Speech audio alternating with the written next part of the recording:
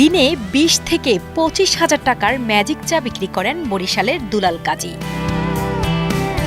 সাথে নাস্তা হিসেবে আবার দেয়া হয় চাল ভাজা ও সুস্বাদু ঘরে তৈরি নারকেল আর তিলের বড় বড় লোভনীয় নাড়ু। আমার প্রতিদিন ২০,০০০ আবার ২৫,০০০ এইভাবে বেচা কিনা হয়। আসলে তারা কি ব্যবহার করে এটা আমরা বুঝি না, কিন্তু চা খুব চমৎকার হয়, এই জন্যই আসা। সবচেয়ে অবাক করার বিষয় হলো মজাদার বিশেষ এই ম্যাজিক চা তৈরির কর্মযজ্ঞ শুরু হয় একদিন আগে থেকেই। ৩টে চুলায় শুধু দুধই জ্বলে, সমস্ত দিন দুধ জ্বলবে, রাত্রেও জ্বলবে, সকালবেলা আবার দোকানে এনে আবার জ্বলবে, জ্বলতে জ্বলতে রাত্র ১২টা পর্যন্ত জ্বলবে। এই দুধ এইভাবে ঘন করিয়া তারপর চা বানাইলে এইভাবে বানাইতে পারবে। বিশেষ এই ১ কাপ ম্যাজিক চায়ের দাম মাত্র ৩০ টাকা। ম্যাজিক চায়ের চাহিদা এতটাই যে দিনে অন্তত ১৫০০ কাপ চা বিক্রি করেন দুলাল। এখন ১ কাপ চায়ের দাম ৩০ টাকা। চাহিদা আলহামদুলিল্লাহ ভালো। আমি ১০০ টাকা কেজি দুধ কিনি, ৭০ কেজি কিনি, কোনো দিন ৮০ কেজি।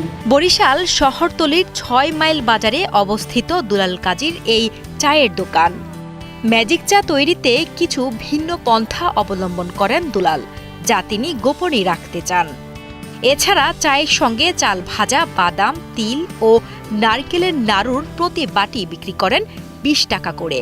চাল ভাজা ছিল, তিল ভাজা ছিল, নাড়ু ছিল, বাদাম ছিল। প্রতিদিন বিকেল ৪টা থেকে রাত ১১টা পর্যন্ত স্থানীয় ও দূরদূরান্ত থেকে আসা খদ্দেরদের ভিড় লেগে থাকে তার দোকানে।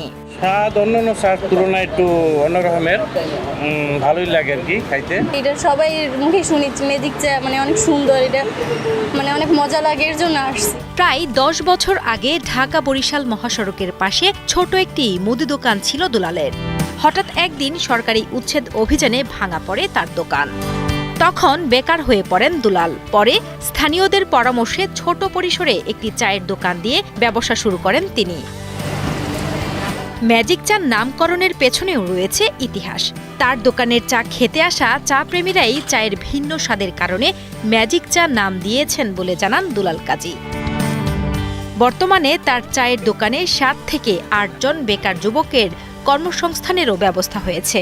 মুদি দোকান ভাঙ্গে ফেলাইছিল সরকার। আমাগো স্থানীয় জনগণে এই একটা বুদ্ধি দিয়েছে, আপনি কি করবেন, তাহলে চা বেচেন। তা আমি চিন্তা করলাম যে যদি আমি চাই বেশি, অন্য অন্য চায়ের দোকানের চেয়ে একটু ভিন্ন ধরনের একটু করি। অনেক মানুষ ঢাকায় বই আফসোস করে যে আমরা যদি বরিশাল যাইতে পারতাম তা চা খাইতে পারতাম।